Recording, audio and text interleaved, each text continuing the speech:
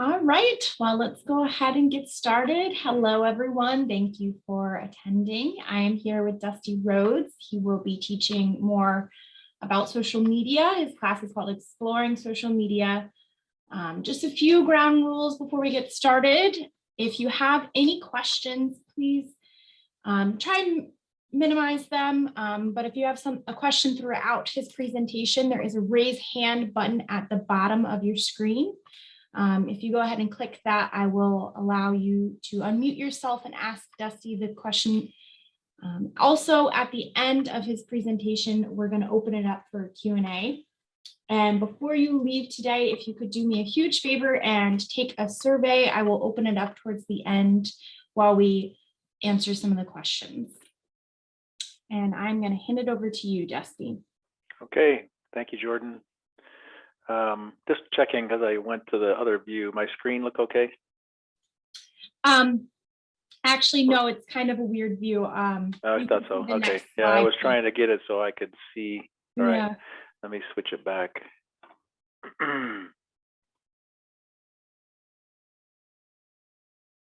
No, I get it back now. Okay, got it. Okay. All right. Well, welcome everyone. This is only the second time I've presented this topic on social media. It's actually the first time I've tried it on Zoom, so have to be patient a little bit here while I get used to all the controls and things on this one. I've done some other ones on Zoom. You probably may have participated in them, but this is the first one on. I've tried this one on social media, and I had to adapt it somewhat to make it work. So we'll see how it goes. Hopefully, it'll be good. So we'll start out just with a few rules, and if you've been to my classes before, the rules we have for today is raise your hand if you have questions. And Jordan went over how to raise your hand. There's a little button at the bottom, looks like a hand. Just raise your hand, it'll flag us and let us know you have a question. We can call on you. There's also a chat function down there. It looks like, okay, we're good here. That will start a chat, and Jordan will keep an eye on those. So please raise your hand if you have any kind of question, whether it's a term, some term I used, or an acronym, if I'm going too fast, or you want me to back up. Just raise your hand. Glad to make it easy on everyone and give you what you need today. So primary bullet here is there are no dumb questions. So please don't feel like you can't ask a question because it seems like it's dumb. It's not. I'm sure there are others here that will have the same question if you have it. So please ask as you go. And then finally, I'll repeat this at the end, but I have a special email set up for Sound Learning's classes. It's called Dusty, D-U-S-T-Y, psgrc@gmail.com. If you would like a copy of this or any of my other presentations, please send an email to that email address. Also, if there's any questions that you don't get answered at the end that you may have, you'd like to ask, please go ahead and send it to that email address after this ends.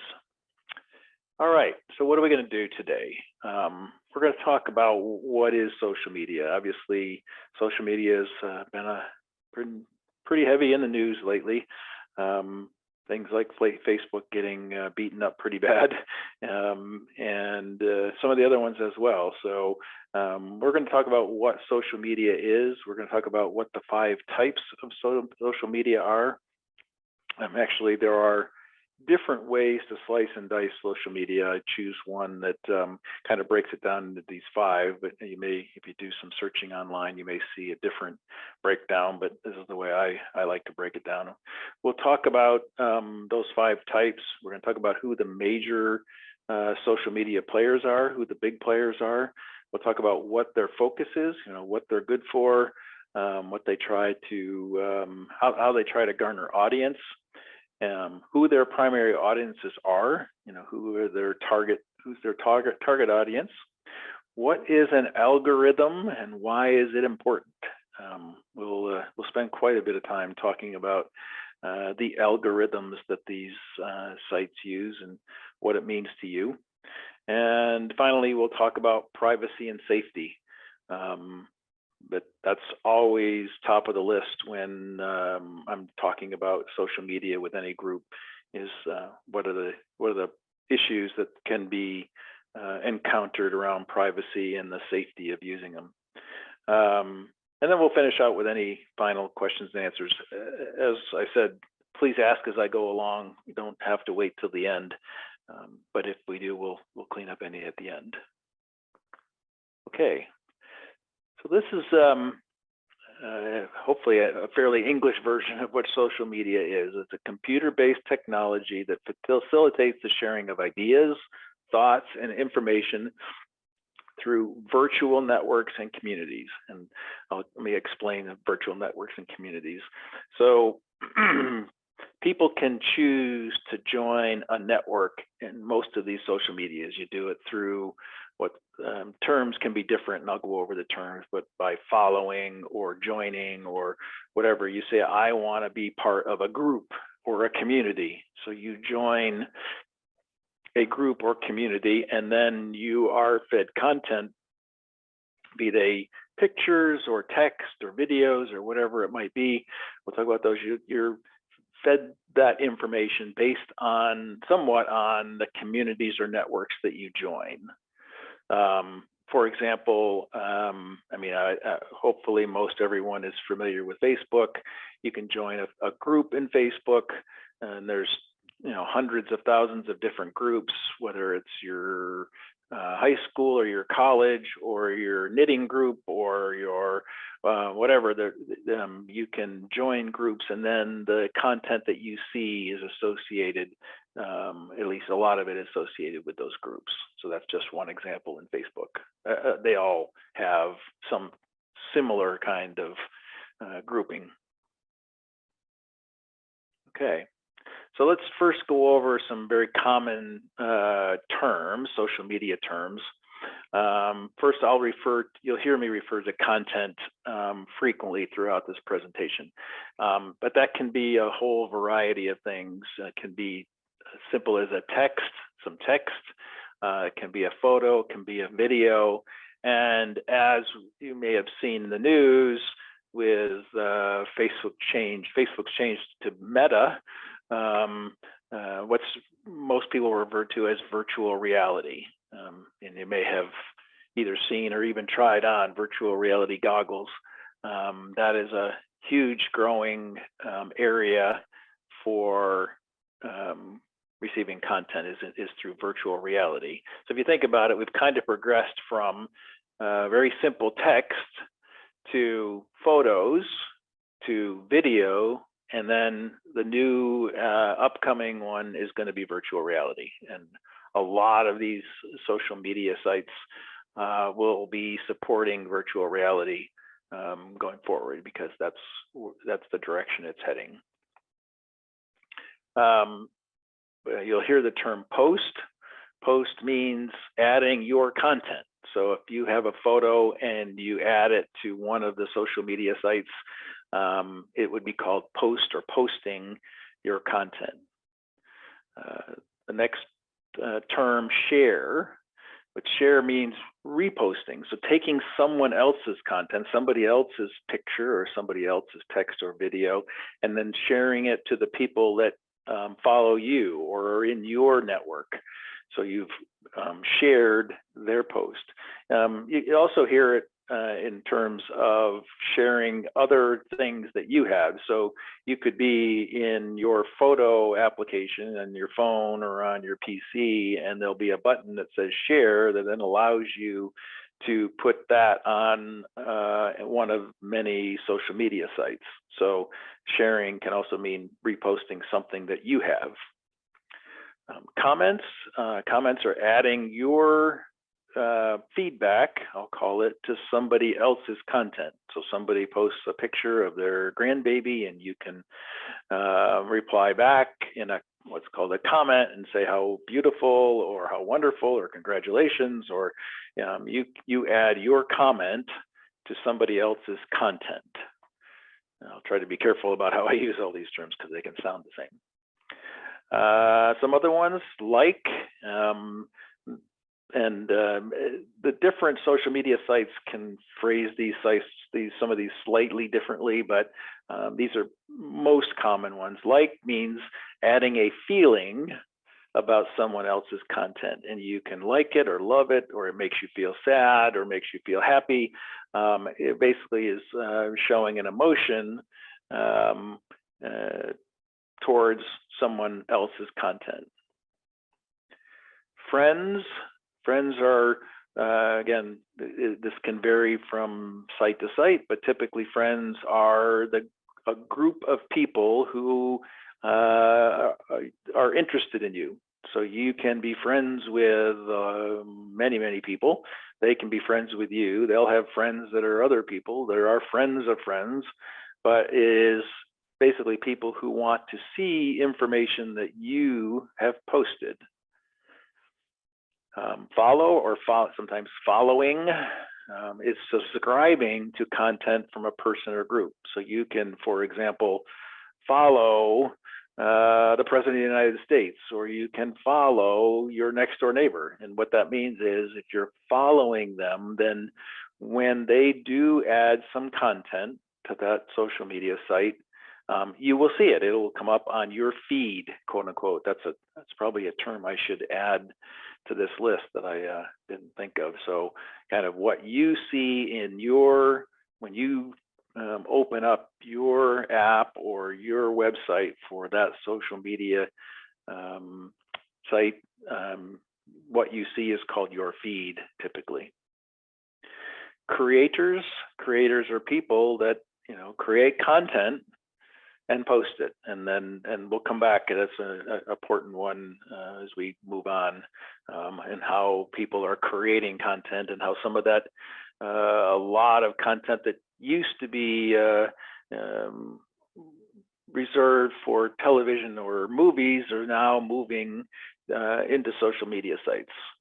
So you can see short films, you can see all kinds of content, and those creators can be even famous people. So those are the creatives. So I mentioned that I like to break it down into 5 different social media into 5 different types. The first one I will call social networking. A couple good examples of that are Facebook and Twitter. There are many, and just to back up a bit, I'm going to talk about maybe 10 or 12 different social media sites or apps. There are many of them. I'm sure it's probably in the hundreds if you were really to dig deep, of different social media sites or apps. And I'm only going to cover a small portion of those. So even though I only list a couple of each of these, there are many more that have these capabilities. The second one really orients around photo sharing. So a couple of those are Instagram or Pinterest, and we'll review each of these, or most of these anyway. I'll show you some demos of each of them so you can see them. And the other ones that focus on video sharing, YouTube and Snapchat are a couple of those. Actually, Snapchat, we'll talk about it individually. It really started out as photo sharing, has kind of moved to video sharing. There are instant messaging apps. A couple of them are WhatsApp and WeChat. And then what a lot of people refer to as blogging sites or community building. And a couple of those are Reddit and Tumblr.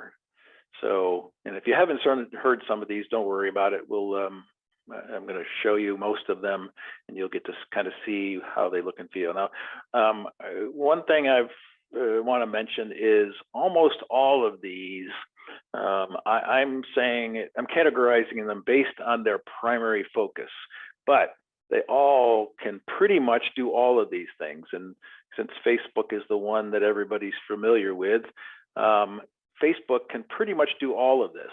Now, it really started out as social networking, started out as me being able to tell other people what I'm doing, let them tell me what they're doing. We can kind of share experiences on Facebook. So it's kind of me socially networking with my friends and family. That's how it started. But clearly Facebook is has a photo sharing capability. Clearly it has a video sharing capability. It even now has an instant messaging called Messenger. So like a little separate component of Facebook. So even though I've categorized them based on their primary focus, most of them can do any or all of these in some way, shape, or form. It's just not their primary. Moving on. So who are the major players here? You'll see them by their icons. We'll talk about each one separately, and we'll try to give you a little bit of a highlight about what they're about, and then we'll do some demos of some of these. All right, so then, and I've got these ranked in order of their what's called monthly. And I'll go over some of these statistics. They're monthly active users. So what that means is, what a monthly active user is, that in this example of Facebook, Facebook has 2.4 billion monthly active users, people who access their account at least once a month. So, and you'll see below that what's called daily active users. So 1.6 billion people in the world access Facebook on at least a daily basis. So on any given day, 1.6 billion people are on Facebook. Okay, and so I've ranked them based on, and you can rank them in any number of ways, but I've ranked these on monthly active users, so that's highest to lowest. So you'll see primarily mobile users, so phones and tablets. 88% of the people are on Facebook with their phone or with their tablets, mobile devices. And on average, people spend 58 minutes a day, and that's kind of discouraging, actually, in my opinion. Almost an hour a day on Facebook.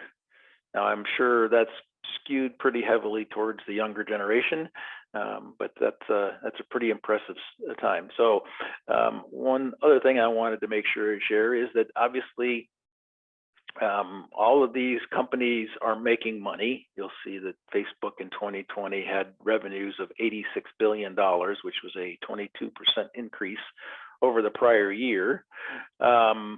But they get that from advertising revenue. So as you're in Facebook, you'll see ads. So the longer that they can keep you engaged, so this number of daily active users, the greater that number is, and the greater amount of time each of those users spend on that social media site, the more money they make. So we'll come back and discuss that more in more detail as we go on. But that's what really these companies are looking at. They're looking at how to get more people on, and how to get them to spend more time on there so they can get more ad revenue. It's really what it comes down to. So some information about Facebook. As I said, the type is social network. Started in 2004. Typical use is sharing of views and ideas and photos or videos with friends and family. That's, as we talked about, and I'm sure probably everyone on here is either using or has used Facebook in the past, but that's its primary use. The largest group of users are 25 to 31-year-old, and a bit of a surprising thing here, more males than females, which I wouldn't have guessed, but that's what the statistics say. A greater proportion of the users are male. A few fun facts. I've added these to each of the sites that I'm going to talk about. There are 5 new Facebook accounts created every second, and that within Facebook, 300 million new photos added every day. People are really sharing a lot of photos. And hit the biggest one, it's shocking to me, 37% of all the people on Earth, and that includes babies all the way up to the 100-year-olds.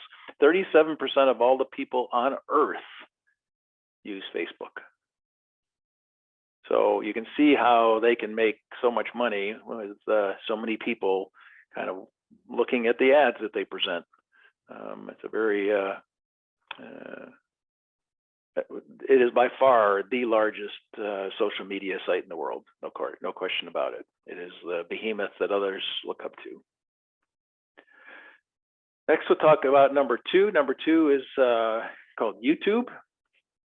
They have 1.9 billion. So just to see the difference between the two. So 2.4 down to 1.9. So they lost a half a billion users, but YouTube has 1.9 billion monthly active users, 149 million daily active users. So people don't use YouTube nearly as frequently. There's almost as many monthly active users, but far fewer daily active users. There are 5 billion video views every day. YouTube is primarily for videos, sharing videos. And the average visit duration is 40 minutes. Again, these are the numbers that the advertisers look at, the 149 million daily active users and 40 minutes average duration. And that's how they determine what they're going to pay to run ads on YouTube. They had revenues of $20 billion in 2020, which was an increase of 30% over 2019. So they started in 2005, a little after Facebook did. As I said, their typical use is for sharing videos with large audiences. So very common on YouTube for people is how-to. I mean, you'll see whenever I have a question about how to do something, I jump on YouTube and somebody out there has recorded exactly what I need to do. So I've got, as an example, I've got an antique car, Mustang, 1965 Mustang. I can find videos on how to do a repair of just about anything on that car, which, I mean, you got to figure there's not a whole lot of users that have the same car I do, but yet there's probably 1,000 videos on different types of repairs for that car. So the how-to user is the primary one here. That's why I say with large audiences, because they can grow very large. And education is another big one. So there is all kinds of educational videos that you can view. Some are free, some you have to pay for, but that's another big portion of what YouTube does. Its largest user group is also in the 25 to 34 range, a little older than Facebook, and it's almost exactly 50-50 as far as male versus female. A few fun facts. There is 500 hours of video uploaded every minute. There are over 1 billion video view hours, a tongue twister. There are over 1 billion video view hours per day. So people watch 1 billion hours of video every day. The highest paid YouTuber, they make it through advertising, a guy named Jimmy Donaldson. He's better known as Mr. Beast. He made $54 million in 2021. And more than likely, none of you ever heard of Jimmy Donaldson, yet he made $54 million in 2021, all off of advertising of products and ads that are presented as part of his videos. So it's big business for a lot of people, very big business. A lot of people don't know this, but YouTube is actually owned by Google. So you have one account with Google, you'll also have an account with YouTube. Again, if you have questions as I'm going along here, please feel free to raise your hand. Number 3, as far as size, is a product called WhatsApp. It is actually a quote unquote texting service. So it's somewhat similar to text on your phone, but it's not really limited to a phone. You can be on WhatsApp on your phone, on your tablet, on your PC, on your Mac, on just about any device, and send messages to friends and family. They have 1.5 billion monthly active users, 1 billion daily active users. This one's a little hard to, it can't really measure it based on how long somebody's on it, because you're really only on it long enough to send or receive a message, much like a text. But there are 60 billion messages a day. Also, people who have family out, across countries where phone calls or text can be expensive when you're doing it internationally, they can use WhatsApp and send these messages, and it doesn't cost them anything. So, so really, their revenue, they really don't have advertising. WhatsApp is pretty much a free service that you can send and receive messages on.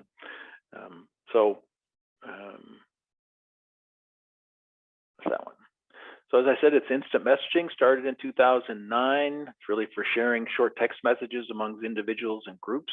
A lot of people will set up, like, for example, you're going on a vacation somewhere.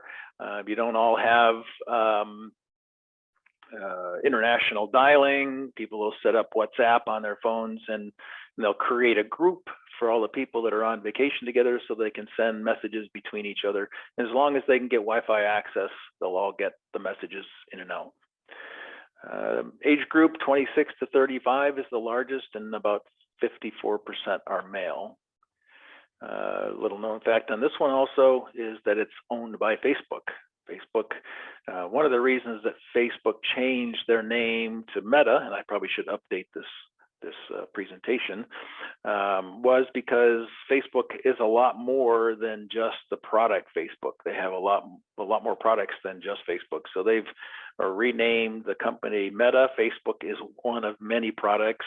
WhatsApp is the second one that they own. Now, TikTok. So this is an interesting one. I actually had to make up the screen because one didn't exist last year. It is by far the largest, fastest growing, I will say the fastest growing social media site in the world.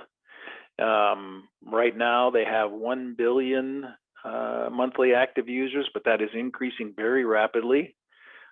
Average daily view time of 52 minutes, which is very high. On average, a person will open the app 8 times a day. So it'll be on and off 8 times a day.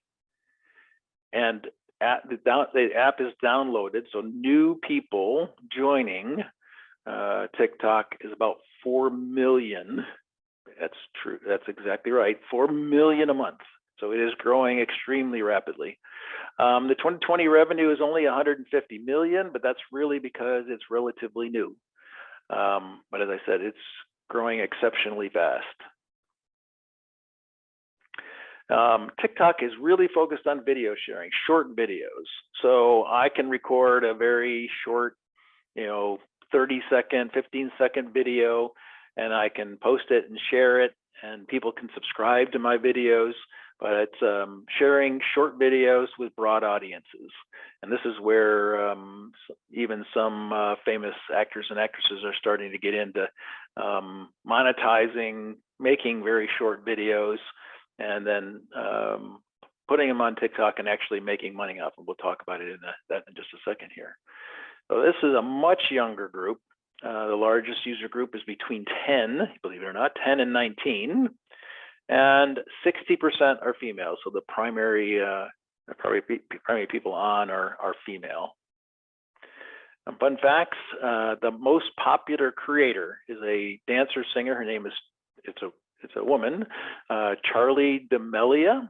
She's 17 years old with 130 million followers and made $17.5 million last year, 2021. The number 2 on the list is her sister, Dixie, who made $10 million. So between the two of them, they made $27.5 million on TikTok, making short videos. And as I've said, this is the newest of this social media apps, only came out in 2016. And it took a little while to get established. It's actually based in China. It was very popular in China, but now has in the last, I'd say 2 years, maybe 3, really broadened globally, and is the fastest growing in the US now as well. Instagram, this actually should be number 5, I'm sorry. I had a pre-done presentation. I had to insert TikTok because it went from number 20 to number 4 in 1 year. So this really is number 5 now. Hard for me to update it, but it is number 5. So Instagram, it's got 1 billion monthly active users, about 600 million daily active users. It is really primarily photo posting and video posting. 95 million posts a day, and 500 million daily stories active users. So you can create stories on Instagram, and then people can subscribe to stories, which are, kind of multiple photos. 2020 revenue of 24 billion, up 36% from the year before. As I said, it's photo sharing, started in 2010. And it really is all about, sharing photos. That's really its strong focus. 25 to 34 is the largest group, 57% of which are female. 32% of the users are college students. So this has become very popular on college campuses. And 40 billion photos have been shared on Instagram since 2010 in total. The largest money maker, I'll call it, on Instagram is Cristiano Ronaldo. If you don't know who he is, if you don't follow soccer, he's one of the most famous soccer players there are.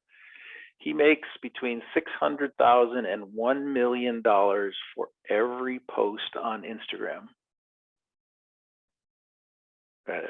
Just when I found that statistic, I found it shocking. Every time he posts, he can make that much money from his advertisers. So he'll wear, a shirt with some logo on it, or he'll have a hat or have something in the background, or he'll actually make an ad for somebody's product. And so he's got sponsors that pay him every time he posts, and he can do it for a lot of money. Again, I mentioned how Facebook owns a lot of different things. They also own Instagram. Twitter, you've heard of Twitter. Became really famous about 5 years ago with Mr. Trump using it all the time. 330 million active users, about 134 daily active users. Again, this is not one where you can really measure how much time a person spends on it, because you basically send a message or a tweet and then you're off. So you can do there's 140 million tweets daily, and they're adding 460,000 new accounts every day. The revenue was 3.7 billion, an increase of 7% over the year before. So it's a much slower grower than the others have been.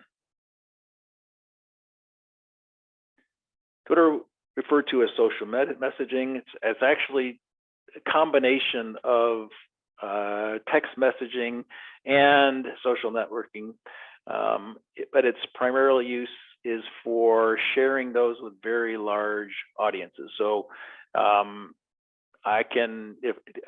there are people who have millions of subscribers, millions of people who follow them on Twitter. So every time they put a piece of information on Twitter, that goes out to all the people who are following them. So there are people with millions of followers.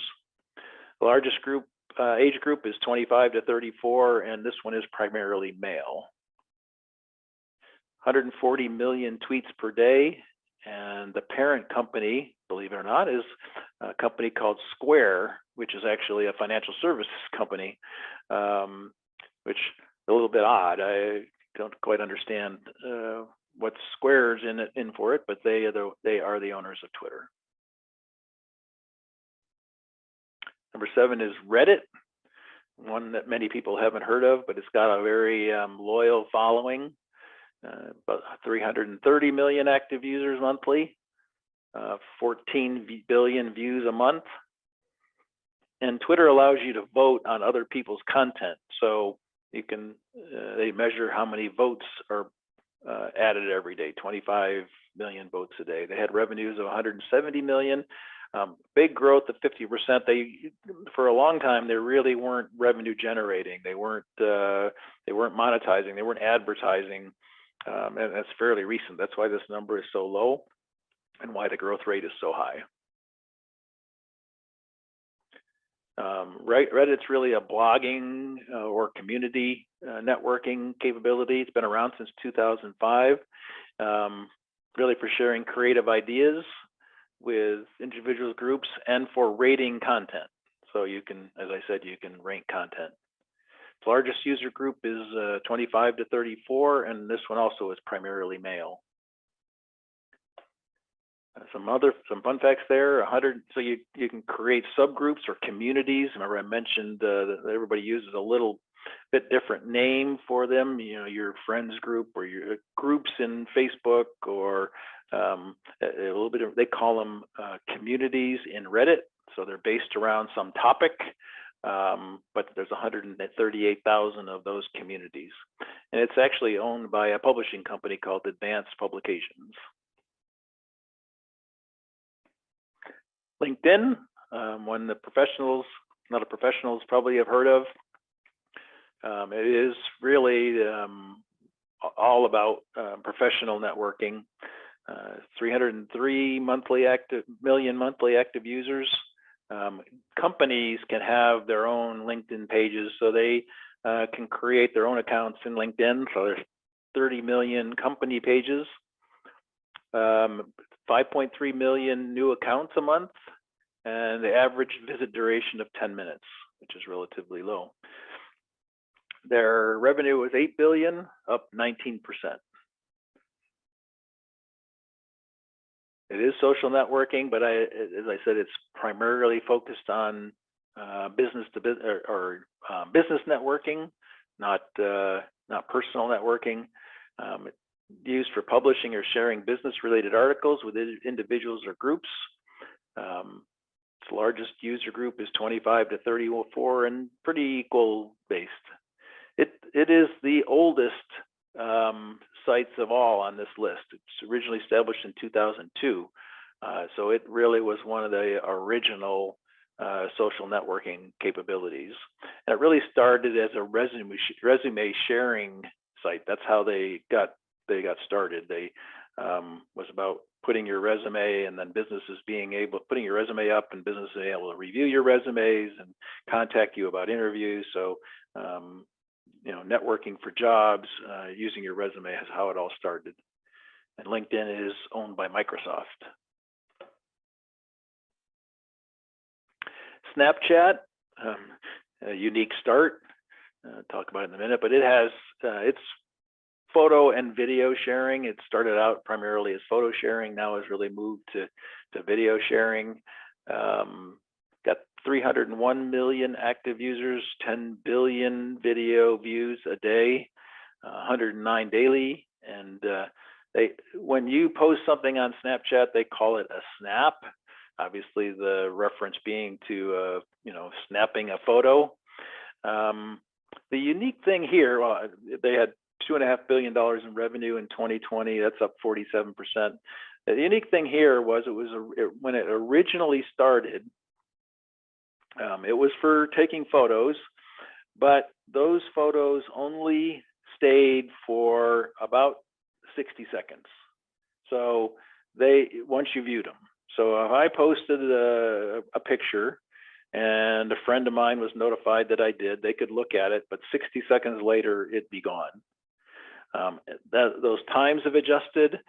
They've kind of changed their business model quite a bit, but that's kind of what made it unique.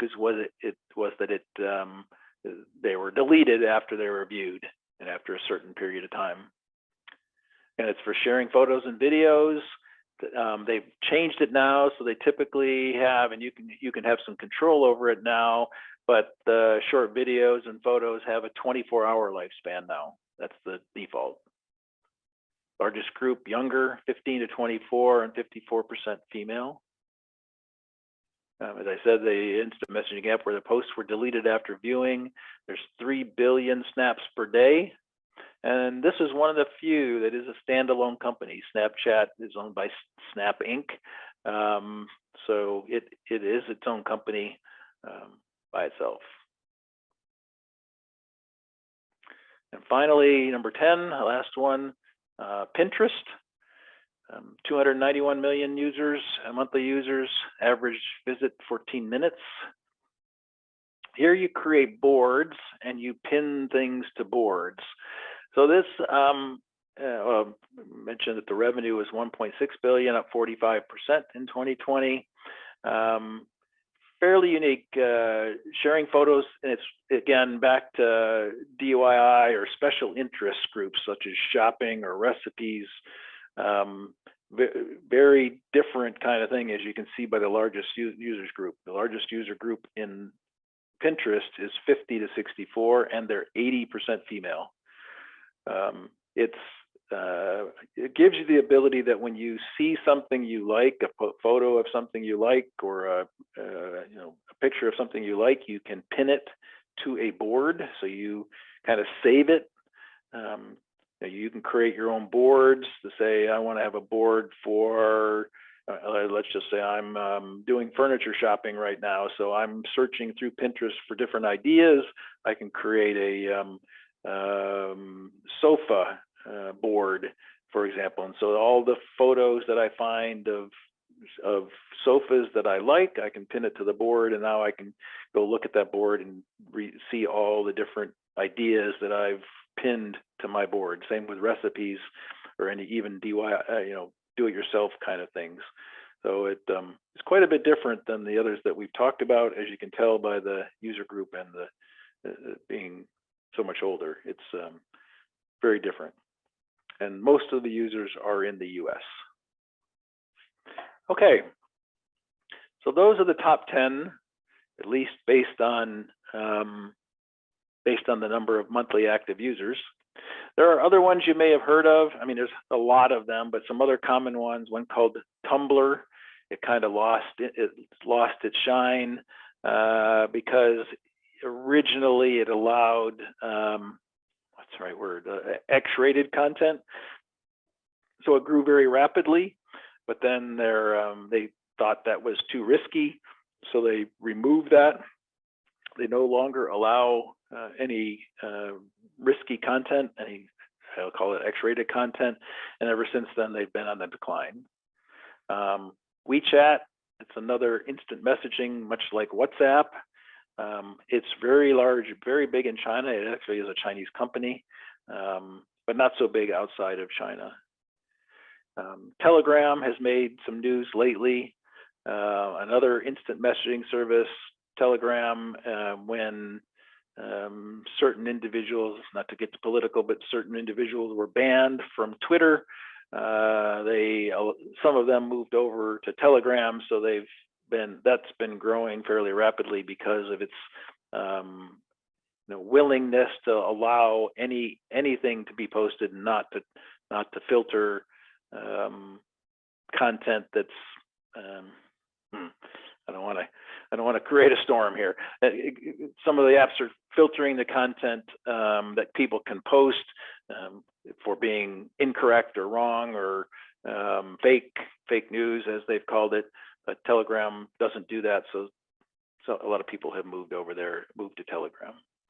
Nextdoor is a fairly unique social networking site, really based on neighborhoods. So anybody within like a 1 mile radius, you're within a neighborhood on Nextdoor, and you'll see posts from other individuals within your neighborhood. So it's one of the few that's really geographically based. That's why I noted it here, in that where you live is what defines your social network. So there's some other ones that are out there, not in the top 10, but are important. All right, I mentioned how we want to talk about algorithms, and algorithms are the good and the bad both of social networks or social media. An algorithm determines what content you are shown. It is based off of history of your activity on their app and potentially your activities on other apps or sites. So what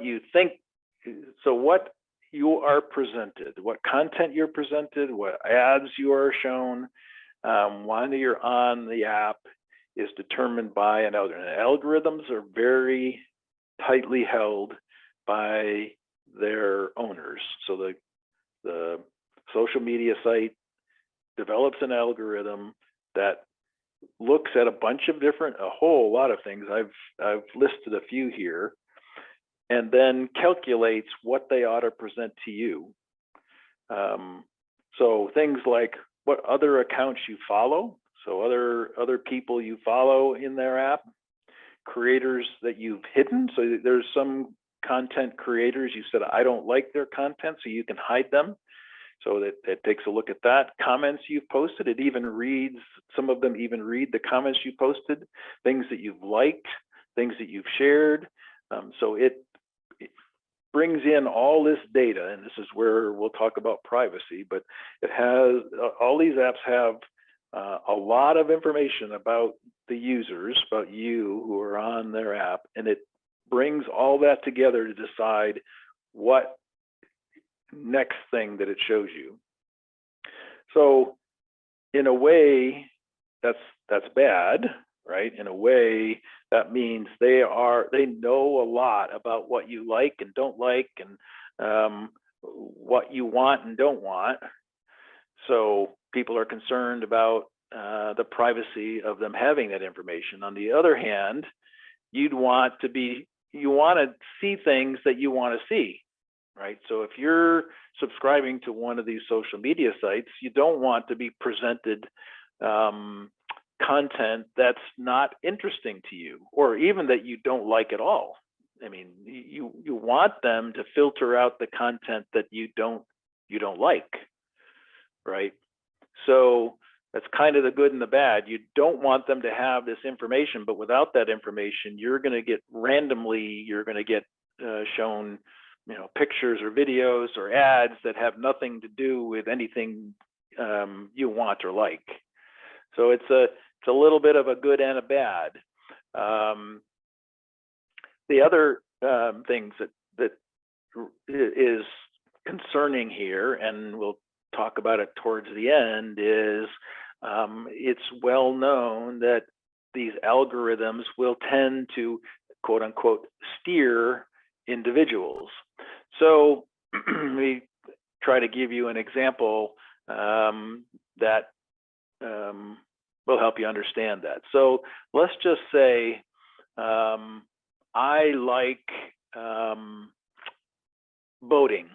So I like boating. So I like I like a few pictures that are voted. I put comments in about boating, whatever. So the algorithm is saying, well, Dusty Rhodes really likes boating. So I'm going to be shown content that's primarily about boating, and I'm going to be shown ads that's primarily about boating. And I'm going to start to think, boy, the whole world is about boating, right? Because that's all I see. All I see is stuff about boats. So, and I didn't intentionally do that, but because I've made those choices about what I want to see, that's what it's presenting back to me. So that's an example that's not harmful, but let's use the more harmful one. I like some, hard to get into it without politics, but I'll have to. So not trying to say it's right or wrong, but I watch some videos that are very far left, right? Very liberal. Well, the apps say, well, he really likes far left, he really likes liberal, so I'm just going to continually bombard him with other content that's far left. So my world now turns to everything being far left. I don't see anything else. I don't see the other side of the coin. I should be able to make a decision to myself about what's what I want to agree with or what I don't agree with, but if all I'm presented is things that are far left, I'm going to steer far left. So it's one of the things that people say is dividing the country. Not the only thing by far, but social media will tend to reinforce your views, whether they be political or social or whatever they might be. So it'll continue to steer me one direction or the other and separate people based on what they've done or what they've liked or whatever. So algorithms here are really the good and the bad of social media. You really gotta understand what's happening and what it's doing to appreciate what you're viewing on some of these social sites. Okay, hopefully you got that. These are other things that define what you see and what you don't see. So content you've added to your favorites, things you've marked as not interested, things you reported as inappropriate. The longer you watch a video, the higher it rates that content in your algorithm, right? So if you watch some video all the way to the end, that means you really liked it. So they measure a thing called the video completion rate. And the video completion rate tells you what you're primarily interested in. So that was kind of one of the major points I wanted to bring up are these algorithms and what it can do, and you need to understand it. Not that they're terrible, not that they're great, they're both, and you just got to be smart about it and understand what it's doing. So let me do a few demonstrations. I think let me do that. I'll do this in reverse order because I'm pretty sure everybody's probably already seen Facebook. Let me show you a few other ones. Well, not in reverse order, but I'll leave Facebook to the end in case we have any time issues, but I don't think we will. But we'll come back to Facebook at the end. YouTube. So let me get out of this. Go to YouTube.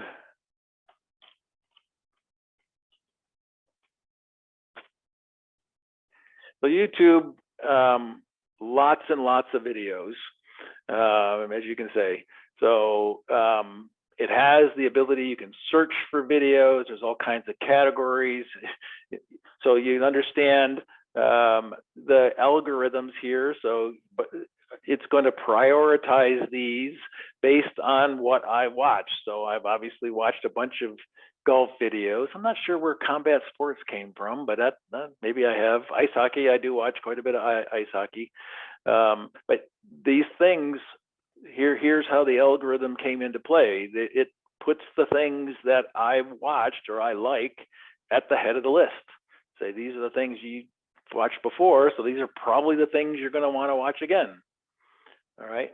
As I said, I'm a boater, so I probably watched some videos about boating accidents, right? So, but I point out how their algorithm has prioritized what it presents me. Now, this first one's an ad, so that's not quite the same, but obviously the type of ad I get is based on some of the videos I watched.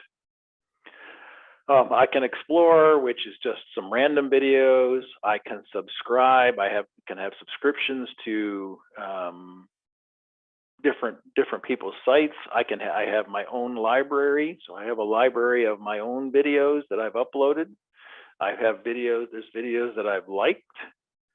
So there's like Glow Crazy Tennis at Pelican Sound. I like that one, so I have it in this list.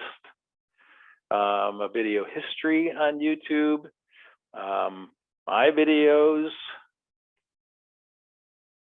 If I create or upload videos, so these are all videos that I've uploaded to YouTube. I did that so I could really share them. A lot of these were ones that we had recorded on like VHS or even on film, video film, old ones.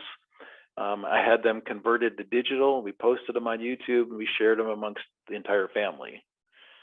So this list here is just me, and I can share it with only the people that I want to share it with. Everybody can't see this. You couldn't get on and see my videos here, but if I choose to share it with you, I can share it with everyone. So Kathy, her family is the Sherlocks, my wife. There's Christmas 1962, you can see here. It's one we converted from film. And I've shared that with her entire family. So they all have access to those old videos that they took many, many years ago, 1962, obviously. Okay, so back to YouTube. So that's your videos. You can say you want to watch something later, you see something you like, you can flag it and it'll create a list that you want to watch later. You can show ones that you've liked. And then these are subscriptions. One I wanted to point out in here that's important is that Pelican Sound has their own library of videos on YouTube. So I've subscribed to them, you can see here. So every time there's a new video put up by Pelican Sound, I get notified because I've subscribed to them. And I can go there and see all of these. An important one here, you can see there's home, there's videos, there's playlists. So playlists are groups of videos. So if I click on playlist here, you'll see that Pelican Sound has categorized all their videos into different groups. I'm sure you're familiar with Safety Saturdays. Every Saturday one comes out. So their videos, any videos they recorded for safety videos are in this playlist. Sound learning sessions like we have today. If I look at that playlist, here's the list of all the recorded sound learning classes. And you can watch them anytime you want. Okay. So you can subscribe to content creators. Pelican Sound is a content creator in this scenario, and you can subscribe to their content. So that's YouTube. Quickly go back to, again, raise your hand if there's any questions on any of these. I'm glad to stop and answer any questions there might be. So then let's go to Instagram. Looks good. We do have somebody. Yep. Hi, Jan. Sorry to interrupt. Yep. Thank you. Allow her to mute. Okay. Am I unmuted? Nope, you're good. Yeah, Jan. Okay. So do you have to subscribe to YouTube before? Because I watch YouTube, but I don't think I've ever subscribed. No, you don't have to. No, the subscriptions are a different thing. You are subscribing to other people's content.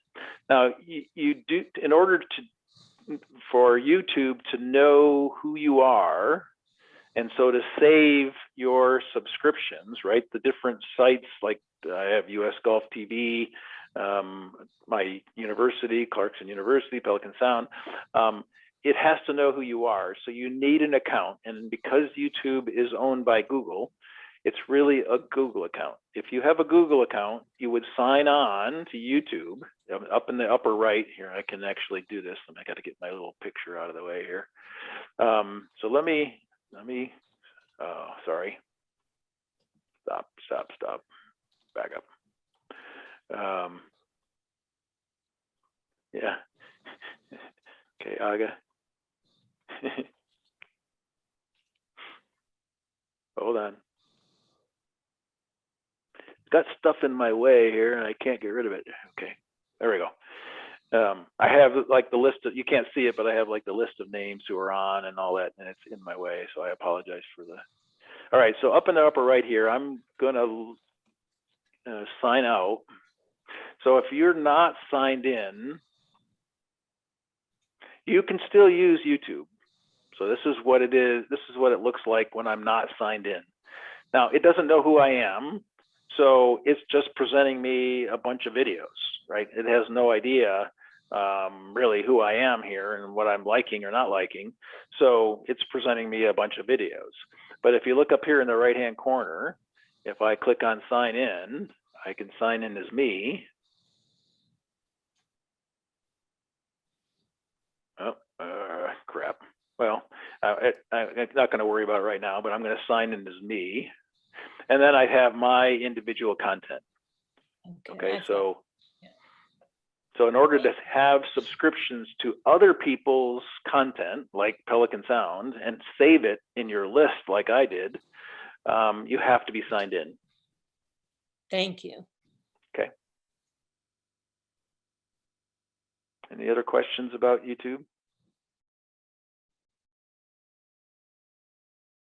Okay, let's go to Instagram. So Instagram, primarily about photos, people sharing photos. You follow people. So and I use Instagram very limited, but you'll see I'm following some people that I've had here. Actually, I haven't followed. Oh, wait a minute, I'm signed in as the wrong person. No wonder.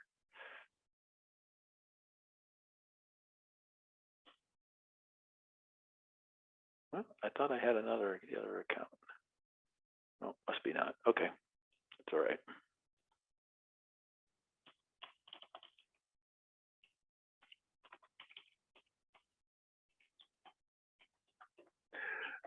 Uh-oh. Apologize here. 1 second.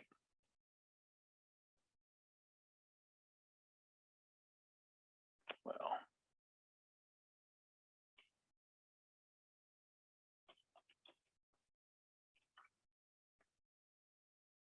There we go. So we're back in. So it's about photos. So my friends that I've been following, they post pictures. I get notified that they've posted pictures. I can add comments, as I mentioned before. I can add stickers that say I like it or love it. I can click on the heart to say I like that picture they posted. I can add comments. I can share it. That's what that little arrow is. I could share that on my timeline. So there's a lot of similarities here, if you're familiar with Facebook, to what's on Instagram. Now remember, Instagram's owned by Facebook, so you'll see Facebook Messenger up here. That's what this little button is in the upper right.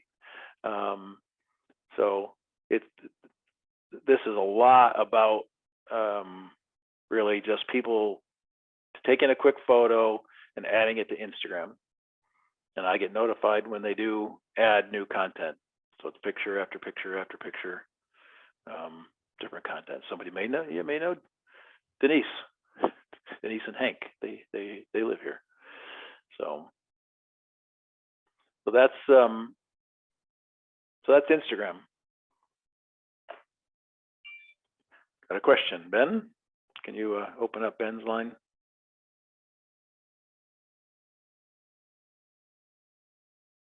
Jordan? You there, Jordan?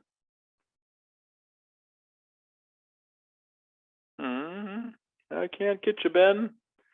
I don't know where Jordan went. Ben, if you could click on the little chat button and put your question in there. Jordan must have stepped away.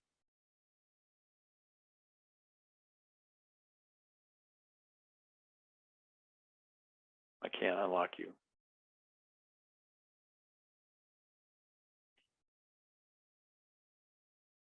Well,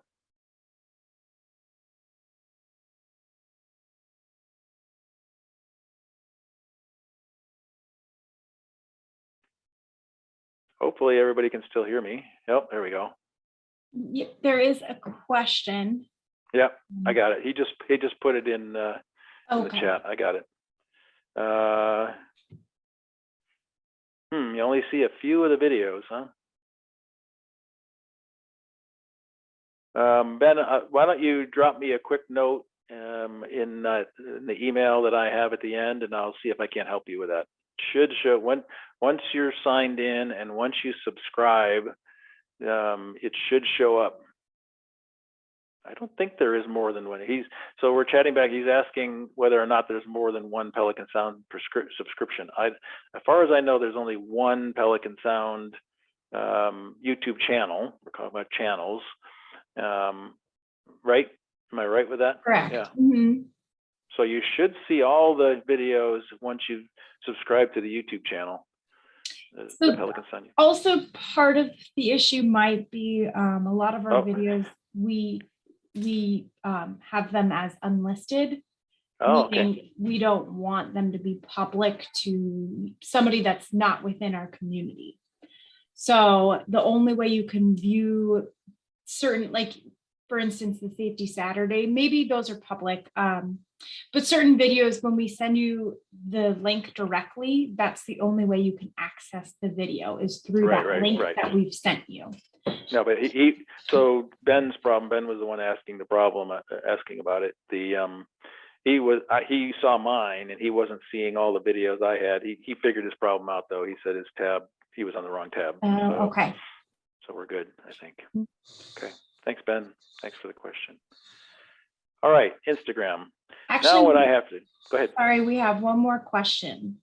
What does it mean, creators you've hidden, under the algorithm section? So in most of the different social media sites, I mean, for Facebook's a good example. Here, let me use Facebook as an example. We're going to go there eventually, so let's go ahead and do Facebook now so I can answer that. So Facebook, on almost all of their, well, all of their content, you can choose. So here's one example. Tina Stroh, I went to college with her. She posted, she shared this Miss Vixen's content. That's what this meant, is that she shared this other post. Well, let's just assume I really don't like what this Miss Vixen, and it's not the case, but let's just assume it's the case, give an example, that I don't like what she posts. So if I click these three dots here, there are lots of options I have here. So I can hide just this post. I can snooze her for 30 days, which means I won't see any of her posts for 30 days. I can hide all of them forever. So if I really don't like the posts of this Miss Vixen, I can say hide all from Miss Vixen, and I will never see any of their posts again. So, and the algorithm says, hey, you didn't like the content from Miss Vixen, so you probably won't like the content from, John Smith or Joe Schmo or these other people that have similar content. So that's how the algorithm is reading what you've said to hide, because it's, when you hide it, it says you don't like it. Then it's using that in the algorithm to determine not to ever show you similar content in your feed too. Hopefully that answers that question. So while we're here, we'll run through Facebook real quick. I would say 99% of the people here have probably already seen it. There are all kinds of people that I've become friends with. They're over here on the right. There's lots and lots of them. This is my feed in the middle, and then there are options over here on the left. So my feed has content. Again, the algorithm is figuring out what content I want. It's saying, well, Christina, or Tina, she goes by Tina, is a friend of yours, so you probably want to see her content. And I don't know why I'm getting Smart Lawn ads, but I get an ad for Smart Lawns. I subscribe to a group called the Estero, Florida page. See down here in the bottom left. So I've subscribed to the Estero, Florida page. So they posted something 49 minutes ago, so it showed me that. Rick Barnett is a guy I used to work with. He's a friend of mine. They showed me his post, or actually his share of somebody else's. So like I say, the algorithm is trying to understand who my friends are, who my groups are that I subscribe to, what I've clicked on before, and is presenting me content in this feed based on their algorithm. So that's what's determining what I see in here. I have other options, like they do watch videos. There are groups. So I've subscribed to groups here. One's my my university, my high school class, a specific alumni group, a pickleball forum. I play a lot of pickleball. The community we live in up north is called Southdown Shores, so I subscribe to that. Bonita Springs, Estero, Florida. So all these are different groups that I've subscribed to that says I want to see when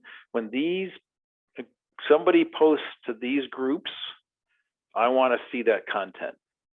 So all these things are ones that I've subscribed to, and I'm telling you, these are the things I'd like to see content around. So that's what these groups are. And I've created some shortcuts to those groups. That's what this is. You can see, you can comment, you can like, you can share, all the terms that we've talked about earlier in the presentation.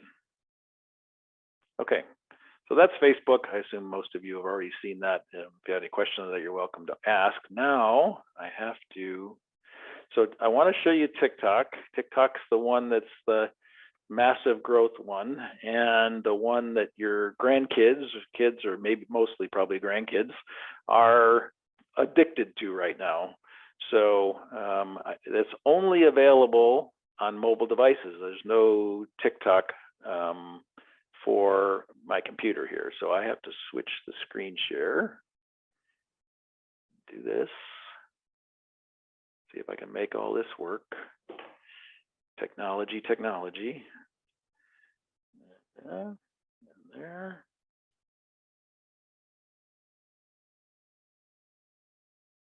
Okay.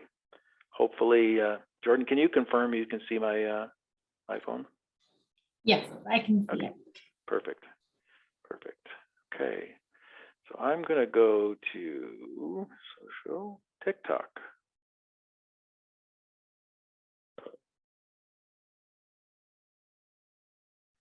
So anybody recognize this guy? Hold on 1 minute. Let me pause that a second. You can't hear the sound, I know. Let me turn the sound on. Share sound. Okay. Well, then that just no, we're not getting any sound, are we? If you wanted to do the sound, you might have to stop sharing your screen and then reshare it. Try that. Let's see what happens. And then when you click into share screen, you have to. Yep. Mm-hmm. I'll try that again.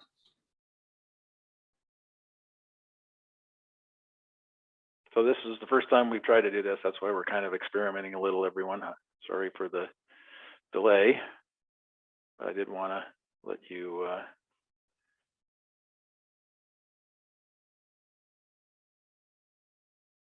The journey of growing a pet bass. Gus wouldn't eat the first few days I had him, but he soon started eating tiny worms. Then we made the upgrade to crickets and then even to minnows.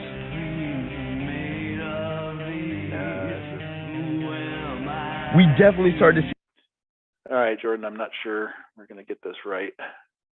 I could hear the audio. You could hear the audio, but now I can't get the video. Oh. Oh, I see where it went. Okay, it was just hidden behind my other screen. All right, so before I go any further, let me just show you how it works a little bit.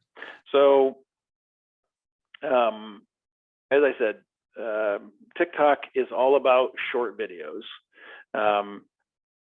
Millions and millions of videos, and you can like, that's what this little heart is. You can search for different things. That's what the little search thing is at the top. You can add people to you're following, this little plus sign. So this guy, Gus the Bass, must be a fisherman or something. The little plus will add them to my favorites list. There's this home. So somebody, again, it's stuck again. So this, not sure I like this one.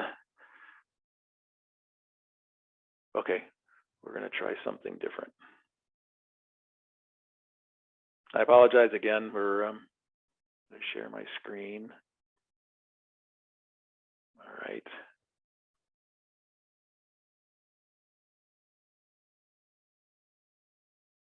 Okay, let's try again. One last time.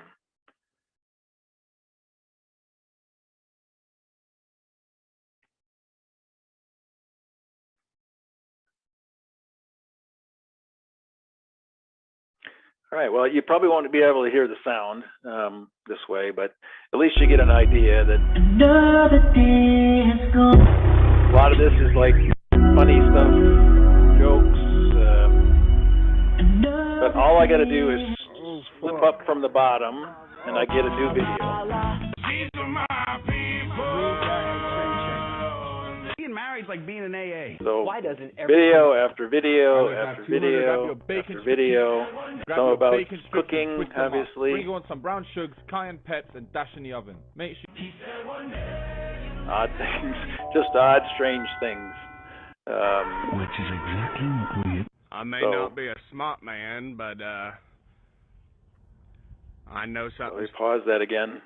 So you'll see that, I mean, it's very easy to kind of get addicted to scrolling through video after video after video, especially once you've established what you like and don't like, and you'll see just hundreds of videos about content that you enjoy, you know, whether it's comedy or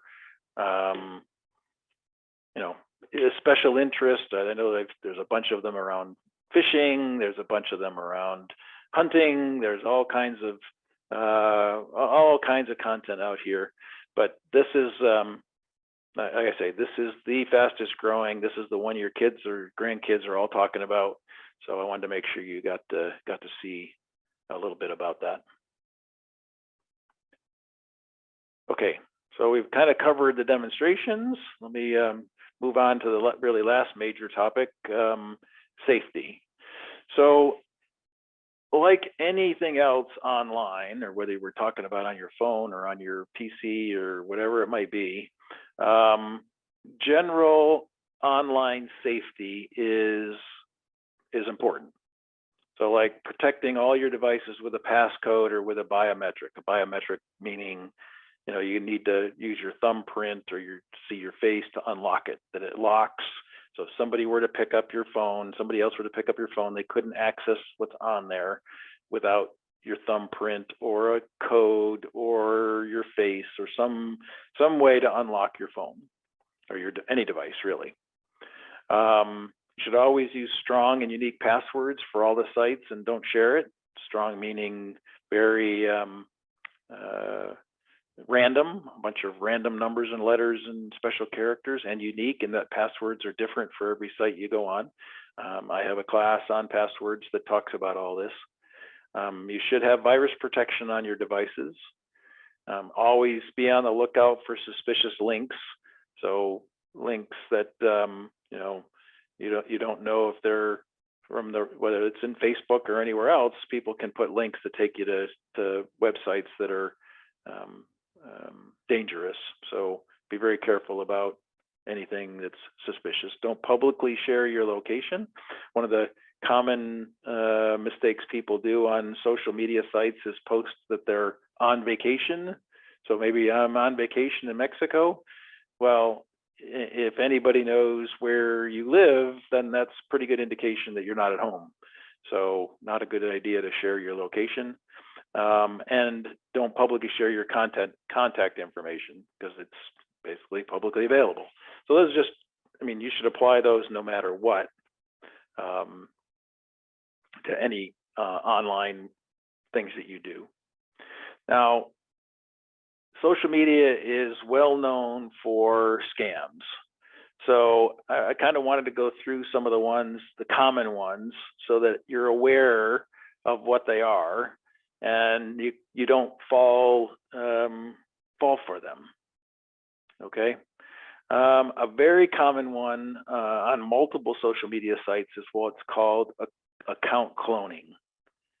So some bad actor, some person who's trying to get money, mostly it's about getting money. He pretends to be your friend by cloning another user's account. So I'll just use right now Jordan and me as an example. So I am, and I'll use Facebook, but it could be any of the social media sites. So I'm friends with Jordan already on Facebook. I'm not really, but I mean, making it up. And all of a sudden I get a friend request, somebody from Jordan. And Jordan says, hey, I want you to be my friend. Well, what's really happened in the background is somebody has taken the photos and the information off of her Facebook account and created a new account called Jordan Laskin. And they put some of those pictures up to make it look like it's really her account. Then they send messages to all her friends, well, out to all her friends saying, you know, follow me or be my friend. So the people who don't know what's going on say, sure, that's Jordan. I'm going to say you're my friend. Well, then they start up conversations with you, and eventually it gets to, well, you know, I'm hard down on my luck. I'm in jail. I need to get bailed out. I need bail money. Can you send me a gift card? Right. So they're faking your friend, trying to convince you that you should send them money, or generally it's in gift cards. Sending cash is not possible. You go get a gift card, they say give them the number on the card and give them the PIN code, and now they've got the money. So that's a very common one to be aware of. Whenever you get a friend request on any of these sites and you think they're already your friend, check. Because if they are, then you do not want to friend the new person. There's somebody impersonating them. Another common one is celebrity impersonation. They'll pretend to be a celebrity, and then they'll send out follow me, so everybody will start following them. Then they'll say something like, join my fan club for only $10. You can join and you'll get special content from me. Well, guess where that $10 goes? Right down the drain, because you'll never see it again. So that's another common one.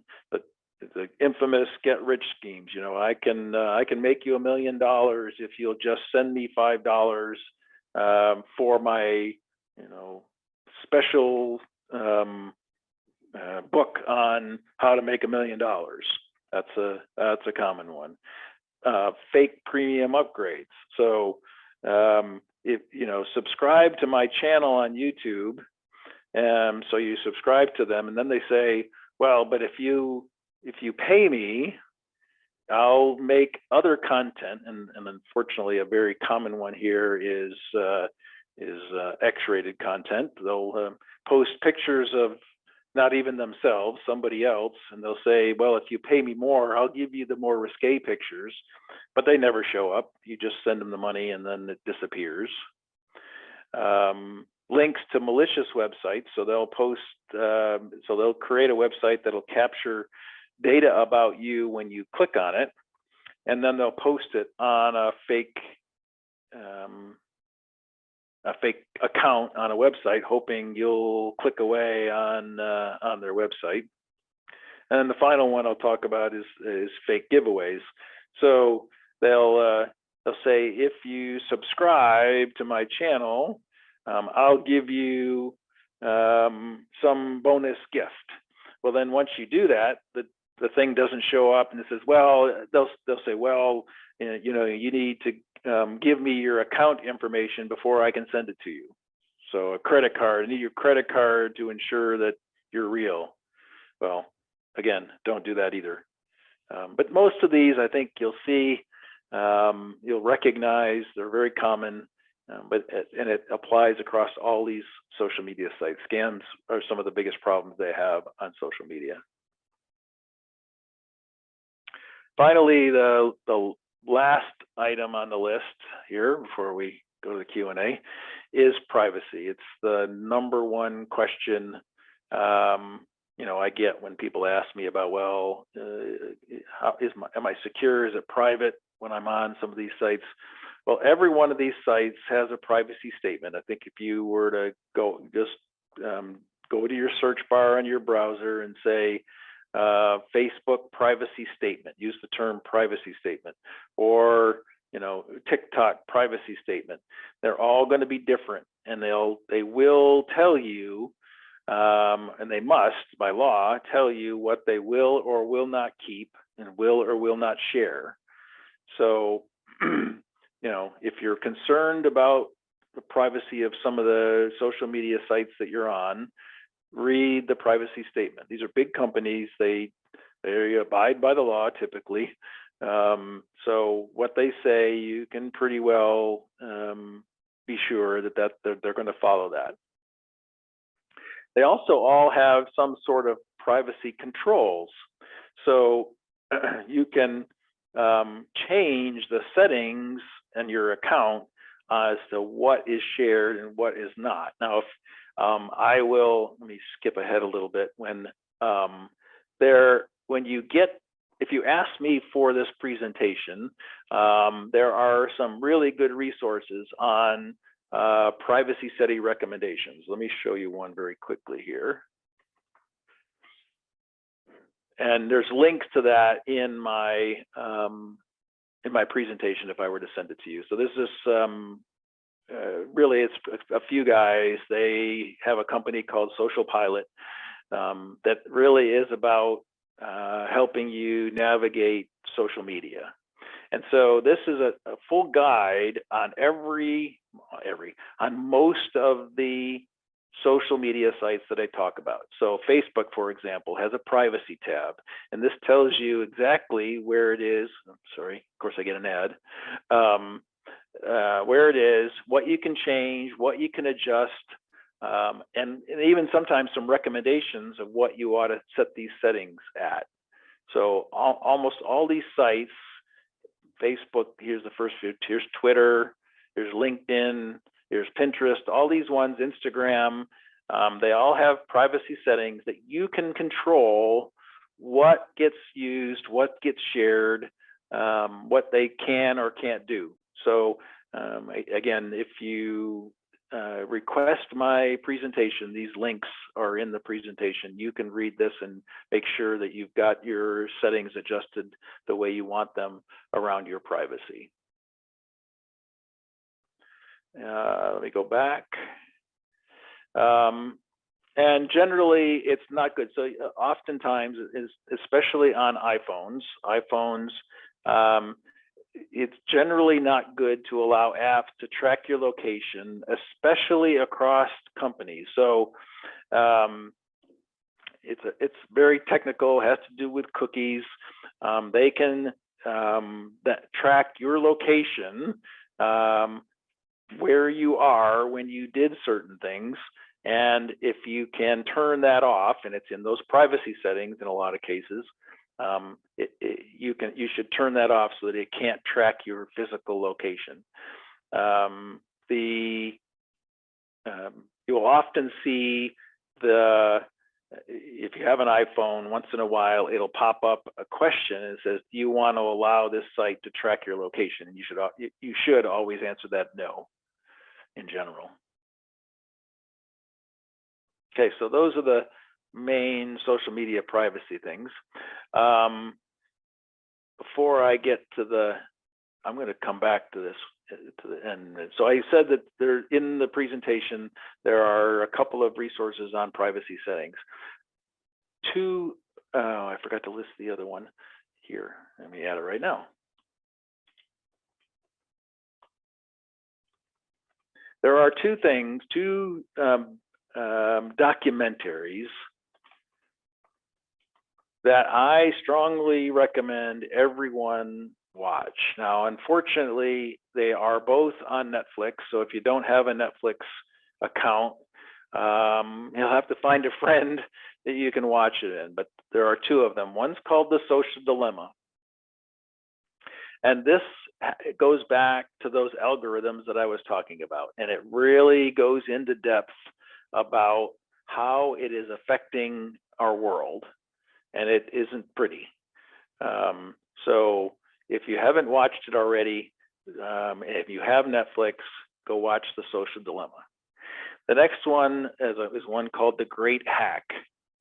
And this actually goes back to 2000, I think it's 16, pretty sure it's 2016, when a company, when they were during the election time, a company claimed to have 5,000 data points on every American voter. And they did that by collecting information from a number of different social media sites. And it's really really enlightening about what information they have about you and how they can tailor messages to you down to the individual. So both of these, if you have Netflix, you should add it to your watch list and watch them. They're highly recommend it. Okay, finally, you want to go ahead, Jordan, and put up the... Yes, yeah, I'm going to open up a poll. So if everyone could participate in that for me, be greatly appreciated. Thank you, Mr. Rhodes. That was a great class. If anyone has any questions, feel free to raise your hand. I have one that's come in.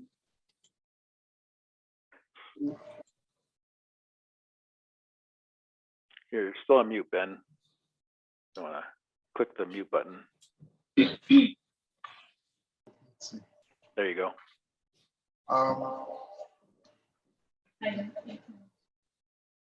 Do you have an echo now?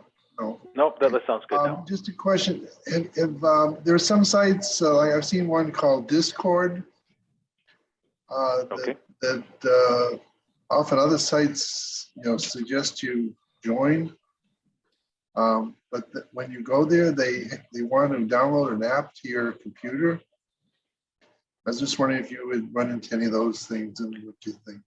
Oh, that's not uncommon. I mean, a lot of them run off an app. That's so that they can, pop in messages and things automatically. And almost all of them are an app for your phone. If you have a phone or a tablet, everything runs off an app. So it's not uncommon, although I've never done any research on the one called Discord.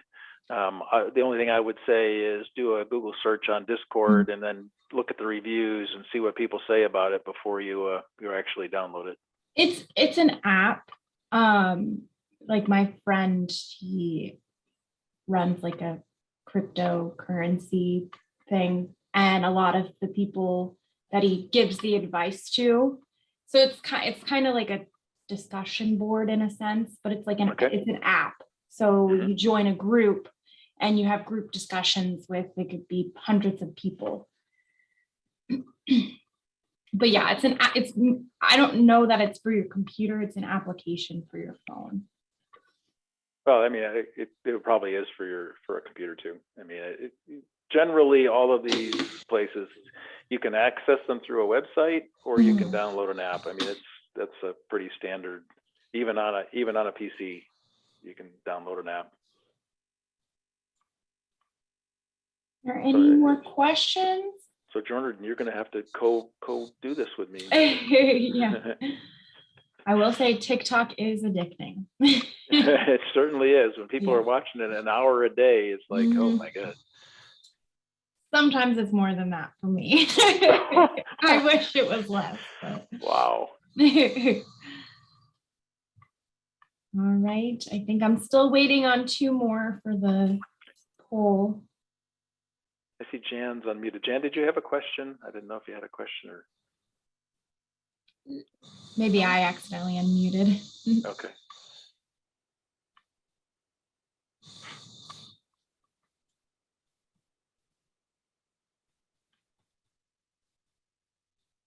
So please fill out the form. And again, if you have a question, raise your hand. If not, you can always, I'm going to put up, once you're done doing the form, put up my contact once again. And Mr. Rhodes has had 2 classes today and probably by tomorrow, those will both be uploaded to YouTube if you ever want to refer back to them. If there was something that you kind of wanted to try and remember, they'll be up on YouTube, most likely tomorrow. Okay. All Just right, well, remember to delete the old ones, Jordan. yeah, When you put okay, the new one up. okay, sounds good. All right, well, thank you so much, Mr. Rhodes, and thank you everyone for joining. I will see you all soon. Okay, thanks again. Thanks, everybody.